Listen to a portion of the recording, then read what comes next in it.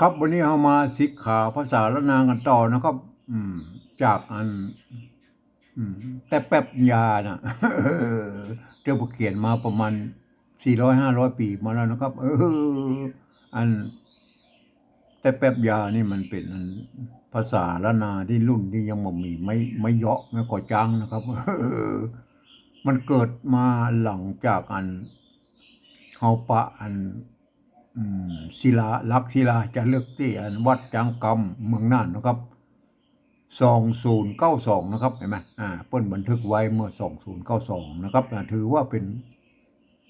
กำเนิดภาษาละนาต้านท่านแล้วก็เห็นไหมมันมีหลักฐานอันเก่ากว่านี้แล้วนะครับเห็นไหมที่จะมาอ้างอิงได้นะครับเห็นไหมใครมีก็เอามาอ้างอิงพงเด้อแล้วผมจะได้เลื่อนไปนะครับเห็นไหมมันไม่ได้มันเพราะว่าภาษาละนามันเฮาปะ ในหลักศิลาจารึกวันวัดจังกรรมก็ต้องถือว่าอันนั้นเป็นนั้นเริ่มต้นภาษาละนากันแล้วกันเห็นไหมถึงแม้ว่ามันจะเกิดก่อนนั้นมา50-100 ปีก็สุดแล้วแต่มันมีหลักฐานมาอ้างอิงอ่ะเนี่ยแหละเอาละวันนี้เรามาอ่านไอ้แต่แป๊บยาที่เป็นรุ่นหลังของมันมันรุ่นหลังอันที่เปิ้นสลักไว้อัน ในหลักศิลาจารึกนั่นวัดจังกรรมส่วนใหญ่มันจะเป็นภาษาธรรมบาลีป้องอย่างป้องผสมกันไปนะก็ไอ้แม่ก็อันแต่แป๊บยานี่มันเป็นมันเป็นภาษาชาวบ้านแล้วนะครับที่เปิ้นอันที่เปิ้นเขียนเป็นอันบรรยายอันตำหายาไว้ครับเอาเราไปก่อนนะครับครับอันตอนก่อนนะครับ อันตอนก่อนนี่เฮามาไอ้แม่เนี่ยแห้งไว้นะก็แห้งไว้แล้วก็อันใจห้ามนะครับใจเนี่ยใจห้ามเนี่ยใจห้ามอย่างเนี่ยเฮาไปต่ออันวันนี้นะครับวันนี้ต่อวันนี้ตอนที่4นะครับวันนี้ใจห้ามใจห้ามอ่าใจห้ามเนี่ยใจห้ามนะครับอันก่อนมันไปใจห้ามนะครับ ใจห้ามทานะก็ทาตุใช่ไหมอันนี้ทงตัวแล้วเนาะทาตุอันนี้มันทาตุนี่มันเป็นบาลีนะก็มันมาจากการกรรมบาลีนะทาตุทาตุทาตุนะก็ทาตุอันนี้รออันนี้ตัวจะใช่ไหมมีไม่สัตว์เนี่ยมันมีอย่างไรถ้าจะอ่านว่าใดเนี่ยครับผมก็อธิบายไปแล้วเนาะมันไม้กักนะไม้สัตว์นี่มันทำหน้าที่เป็นไม้กักก็ได้ไม้พัดก็ได้ไม้พัดแล้วไม้จักเนาะมันจะทำหน้าที่กำกับไม้โกบาลีบ้างบางทีเป็นไม้เก่าบาลีบางทีมันจะ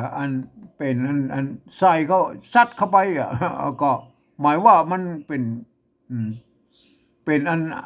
สัญลักษณ์กำกับเสียงไอ้อ่านเสียงอะไรยังก็ได้ตาม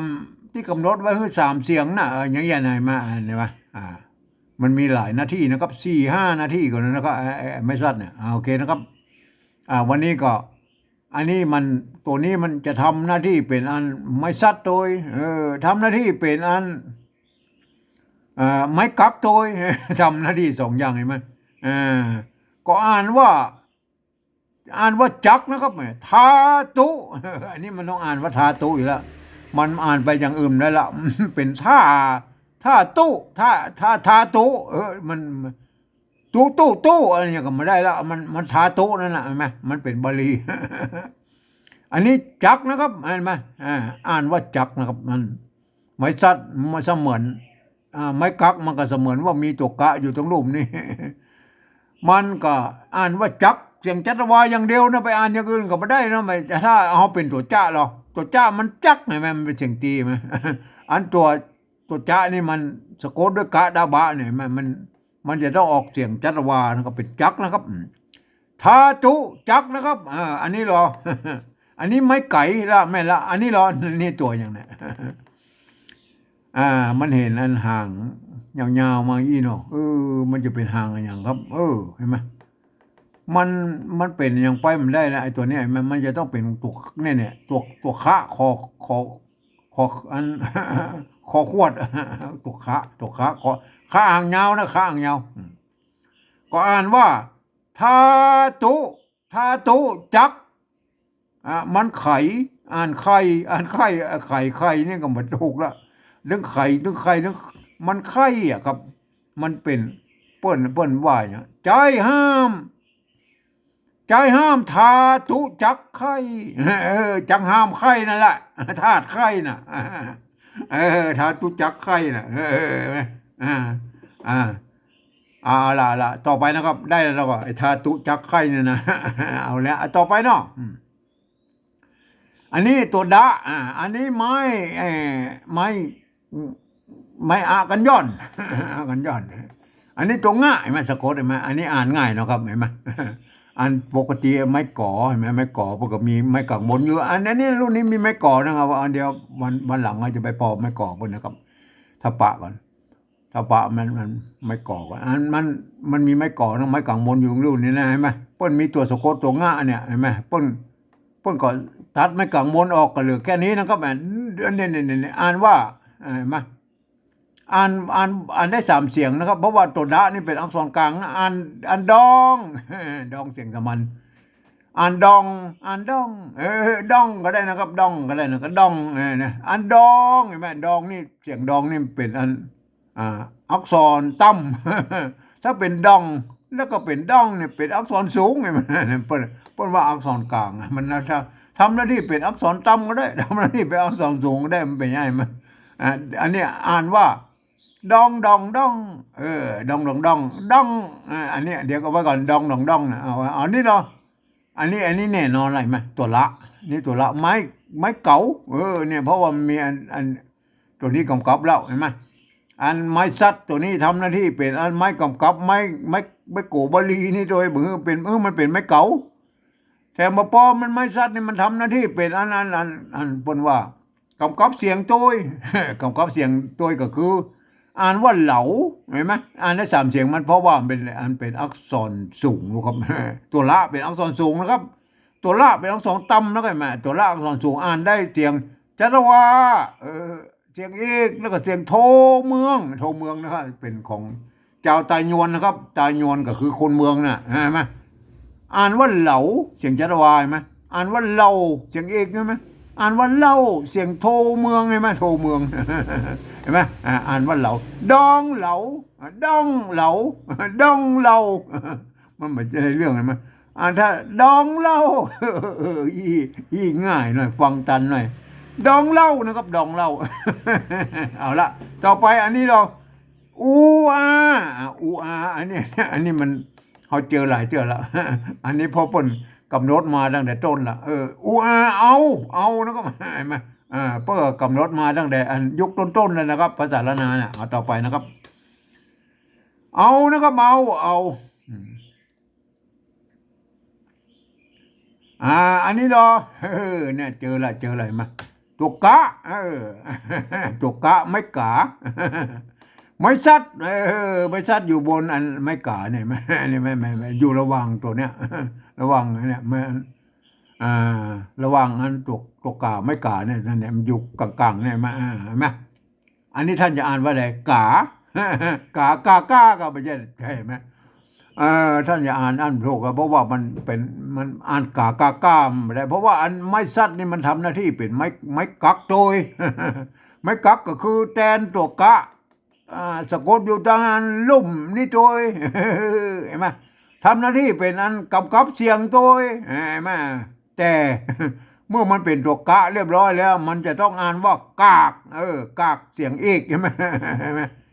กากเสียงเอกอย่างเดียวเห็นไหมมันไปอย่างอื่นได้แล้วเพราะว่ามันสะกดด้วยกะดาบะ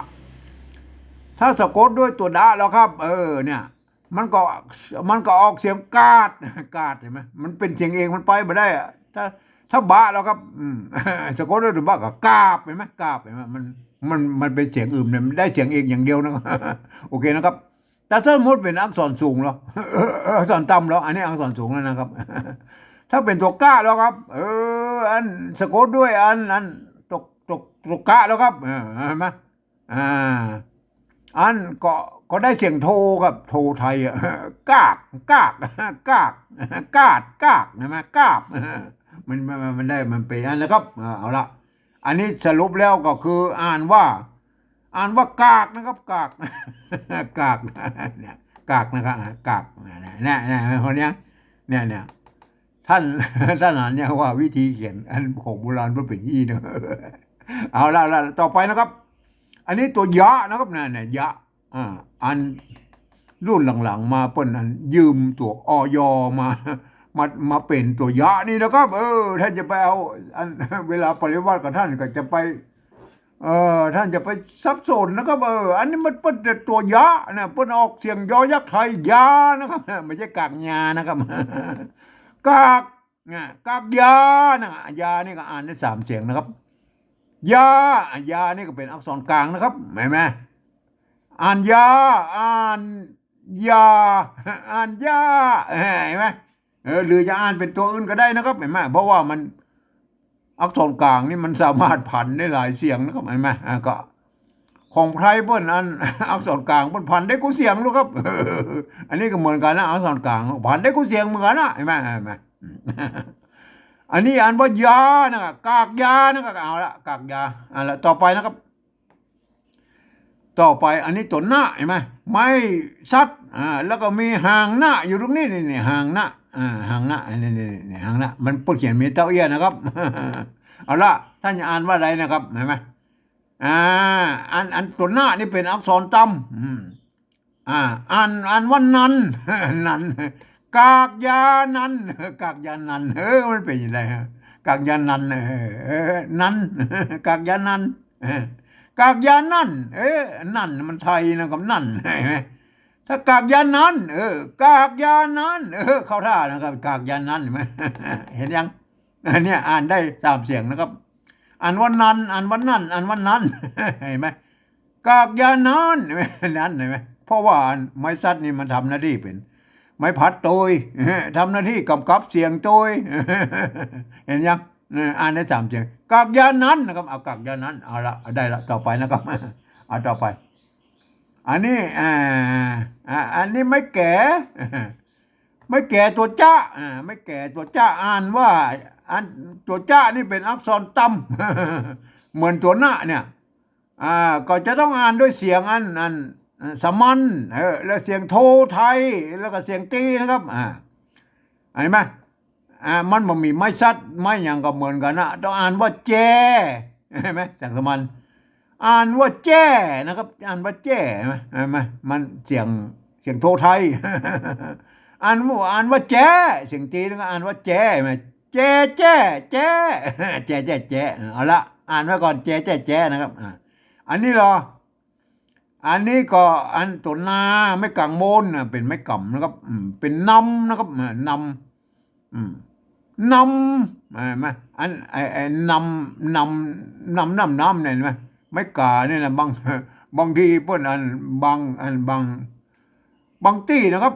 ไอ้น้ำเนี่ยน้ำเนี่ยเห็นไหม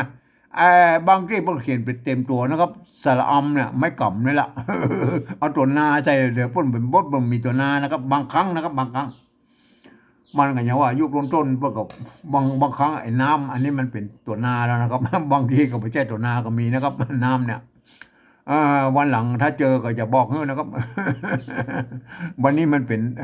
อันแบบนี้นะครับเจ้เฮานิยมเขียนปัจจุบันน้ำนะครับน้ำเห็นไหมอันนี้น้ำอันนี้คือน้ำนะมันออกเสียงเป็นน้ำนะครับน้ำเห็นไหมน้ำเห็นไหมอันนี้อันเจน้ำมันได้เรื่องไอ้เจน้ำเจน้ำเจน้ำไอ้เจน้ำมันเจอันเจน้ำมันบัดเปิงมันถ้าเอาอ่านว่าแจ้น้ำเนาะเห็นไหมเรื่องนั้นเอาแจ้น้ำแจ้น้ำนี่มันก็เข้าใจนะเห็นไหมเห็นยังเนี่ยอ่านว่าแจ้น้ำนะครับแจ้น้ำเห็นยังครับโอเคนะได้เนาะแจ้น้ำต่อไปนะครับต่อไปอันนี้อันนี้นี่ตัวตะไม่กาไม่ตัวกะอันนี้อ่านได้กับอันนี้ได้เพราะว่ามันบางครั้งถ้าอันตัวตะกี้ไม่กากปนบ่ใส่ตัวกะเนี่ยพวกก็อ่านว่ากากเห็นไหมอันนี้ก็ถ้าบ่ใส่ตัวกะก็อ่านว่าตากเห็นไหมตากได้นะแม้แต่พอดีเบยใส่ตัวกะ ใส่พ่องบ่ใส่หลายว่าพ่นอย่างนั้นแหละมาสมัยโบราณน่ะมาอันนี้ก็อ่านอะไรถ้ามันมีไม้ซัดก็อ่านว่าตากใช่ไหมอันถ้ามีไม้ซัดก็เหมือนใส่ถึง2อย่างก็อ่านว่าตากนั่นไงมาตากใช่ไหมมันดิ้นบอกละมันจะต้องเป็นเสียงเอกนะครับเป็นตากเป็นกากเป็น โอเคนะครับอันนี้ตากนะครับตากตัวนี้นะครับไม่หันละไม่แก่อยู่เนี่ยเห็นไหมอันตัวดะนี่มาหันนะครับตัวดะเห็นไหมแต่เฮาพิจารณาตัวห่าง อ่าอันนี้เนี่ยตัวมันต้องเป็นตัวหางดะนะตัวทั้งลุ่มเนี่ยนี่มันมีหางดะอยู่นี่ไหมแล้วก็หางดะอยู่ตรงนี้ไหมแสดงว่ามันดะซ้อนดะเห็นไหมนี่ผมก็เลยเดาฮื้อนะครับเป็นตากแดดตากแดดโอเคละอันนี้เดาเนอะตากแดดเอาละต่อไปแล้วก็ตากแดดตากแดดอันนี้แต่ว่าก็เจอละไม่ไกลตัวว่าไม่ชัดไม่ชัดนี่ทำหน้าที่เป็นไม้กำกับเสียงก็คืออ่านว่าอันตัวว่านี่เป็นอักษรต่ำอ่านว่าเสียงสมัญเสียงโทไทยเสียงตีนะครับอ่านว่าไวอ่านว่าไหวอ่านว่าไวไวตากแดดไวไม่ได้เรื่องนะตากแดดไว้บ่ใจเว้ยตากแดดไว้นี่ตากแดดไว้นะครับเอาละถ้าก็มันมี3เสียงถ้าก็ฮัดอ่านไปนะครับมันอย่างว่ามันภาษาล้านนาสมัยนั้นมันเป็นอย่างอี้หรอกครับเนี่ยได้มันเหมือนอันภาษาฝรั่งนะจะออกเสียงอย่างก็ได้มันเป็นอย่างนั้นนะโอเคนะครับละต่อไปนะครับ อันนี้ตัวว่าก็เนี่ยตัวว่าเป็นอักษรสูงนะครับไม้พัดไม้ชัดเนี่ยก็ทำหน้าที่เป็นไม้พัดเพราะว่ามีตัวหน้าสะกดอยู่รูปเนี่ยเห็นไหมอ่านได้3เสียงนะครับวันอ่านได้วันนะครับโอเคแล้วเอาไว้ก่อนอันนี้เราอันตัวนี้ตัวข้าหางยาวนี่ก็อันป้นใจคอละคังแตนมาเป็นอันมาเทียบมาเทียบมาเป็นตัวนี้นะคอละครังเห็นไหมคอโคนโทษทีคอโคนเห็นไหมคอโคนมาเทียบมาเป็นตัวนี้นะก็เห็นไหมเวลาเขียนปริวัติแบบที่2แบบที่1เนี่ยปึ้งก็จะเอาอันคอโคนเนี่ยมาเขียนนะครับต่อไปมีไม่กือเนี่ยไม่กือโบราณมาเขียนอย่างนี้นะครับเนี่ยไม่กือเนี่ยหันยังไม่กือตั้งแต่ลูกต้นแล้วบนอีกเพื่อจะเอาไม่กี้มาเขียนนี้แล้วบนเอาไม่200ตวัดไว้ตรงกลางนั่นเห็นไหมเนี่ยเห็นยังครับอันนี้คือไม้เกลือที่มันสร้างมาตั้งแต่ยุคต้นๆของภาษาละนานะครับไม่ใช่เขียนมาไม่กี่เขียนเข้ามาแล้วก็ตวัดห่างนี่ไม่ใช่นะครับไม่ใช่มันต้องอย่างนี้นะเห็นไหมเป็นอย่างนี้อันนี้คือไม้เกลือโบราณนะครับเห็นไหมเพิ่นเขียนอย่างนี้นะครับไม่ใช่อันเหมือนสมัยมาเดียวเนาะเอามักง่ายเอาเขียนเป็นไม้กี้แล้วก็ตวัดห่างเลยมันไม่ใช่ครับมันไม่ใช่ไหมเพิ่นเอาไม้200อันนั้นก็คือไม้กือนะครับไม้กือตัวข้าหางยาวไม้กือสะกดด้วยตัวหน้าอ่านตัวข้านี่มันออกเสียงคอนะครับอ่านว่าคืนอ่านว่าคืนอันเนี้ยอ่านว่าวันเนี่ยวันคืนวันคืนวันคืนวายวันคืนอ่านตรงตัวเลยนะครับอันนี้อ่านตรงตัววันคืนมันต้องไปอันนั้นละมันได้ใจความละวันคืนเอาละเอาไปอันนี้ไว้เราแปลไว้ครับอันเอามาแปลเป็นอันภาษาปริวัติแบบที่3ตามสำเนียงของไตยวนไตยวนเอาภาษาไทยมาเขียนนะครับตามสำเนียงกระมู่ของเจ้าไตยวนนะครับไตยวนเชียงใหม่ไตยวนนี่มันมีหลายรุ่นนะครับไตยวนรุ่นแรกก็คือมาของพญามังลายเพิ่นเอามาสร้างเมืองเชียงใหม่เนี่ยสมัยประมาณปี18กว่า18อย่างเนี้ยเพิ่นมาสร้างเมืองที่อันกุมกามเวียงกุมกามวิสารปีเนี่ย188อย่างมั่ว808อย่างก็มั่วโอเคนะประมาณแล้วก็อันหลังจากน้ำท่วมเนาะอยู่12ปีแล้วบ่ได้ไหวแล้วก็ย้ายไปปุ้นเมืองเชียงใหม่ปัจจุบันนี่คือประวัตินะอันเปิ้นเอา ก็คนเชียงแสนนะคนเชียงแสนโยนนกโยนนกมามันก็มันจะเอามาสร้างครับท่านอย่ามาคนเดียวก็ปัญญามังลายมาคนเดียวก็มาสัก10-20 คนแป่งเงินแป่งบ้านแป่งเมืองแล้วก็มันมันต้องเอามา3-4 หมื่น50,000มันเอาละอันเจ้าหมู่นั่นก็อันเจ้าโยนหมู่น่ะอยู่ไปเมินเข้าอันปั๊บห้องตัวเก่าว่าอันคนเมืองครับคนเมืองแต่ก็คืออันเจ้าเชื้อสายไตยวนนะไอ้มาอันนี้คือรุ่นแรกนะครับไอ้รุ่นที่สองแต่รุ่นไอ้มาก่อนนั้นก็มีนะครับก็มันมาหยดย่อยๆนะใช่ไหมแต่รุ่นใหญ่ๆแล้วก็รุ่นเนี้ยรุ่นพญามังลายนะอันรุ่นที่สองนะครับที่อพยพใหญ่ๆนะครั้งหนึ่งก็ประมาณร.1 ร.2เนี่ยเห็นไหมเปิ้นอันปลาเอาไปนะปลาเอาไปที่เชียงแสนนะโอ้หลายหมื่นเหมือนกันนะ3-4 หมื่น50,000เหมือนกันละ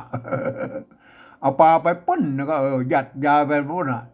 ลำปางอันแป้น่านเนี่ยผมบอกไปแล้วหมดอ่ะไปจนดงโป้นั่นแหละไปถึงจอดที่เสาให้นะครับเสาให้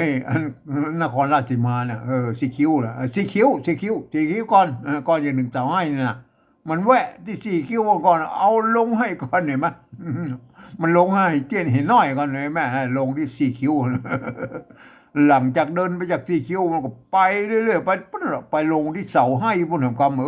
มันจอดที่เสาให้เป็นหมู่ใหญ่แล้วตรงนี้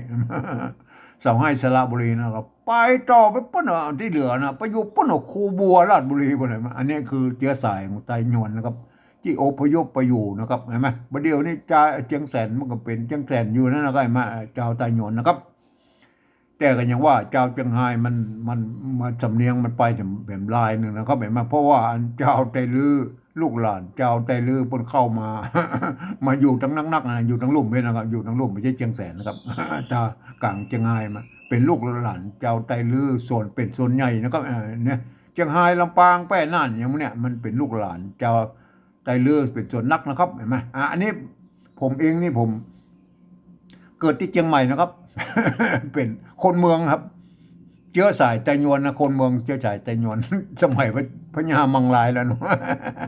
คงไม่จะมารุ่นหลังนะคงมารุ่นนี้ละมันเสิร์ฟมาหลายหลาย7 คนละโอเคนะครับเสียงมันเป็นอย่างนี้นะบ่เชื่อลองฟังผมแล้วไปฟังอันนั้นไตยวนที่ปุ่นอ่ะสระบุรีหรืออันราชบุรีว่ะเปิ้นออกเสียงอย่างไรนะไงไหมท่านบ่ต้องไปฟังใน YouTube น่ะเปิดฟังแล้วไทยยวนเสาให้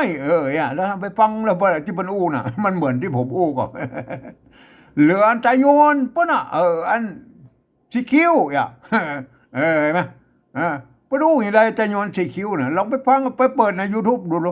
เห็นไหมฟังดูมันเหมือนที่ผมอู้นี่ก่อนเห็นไหมเหลือไทยยวนไตยวนคูบัวราชบุรีท่านฟังไปเปิด YouTube ฟังแล้วไตยวนเสียงไตยวนไหนมั้ยสำเนียงมันเหมือนกันหมดเหมือนที่ผมอู้เนี่ยเอาละเรื่องไตยวนนะครับอันนี้เป็นภาษาไตยวนนะครับ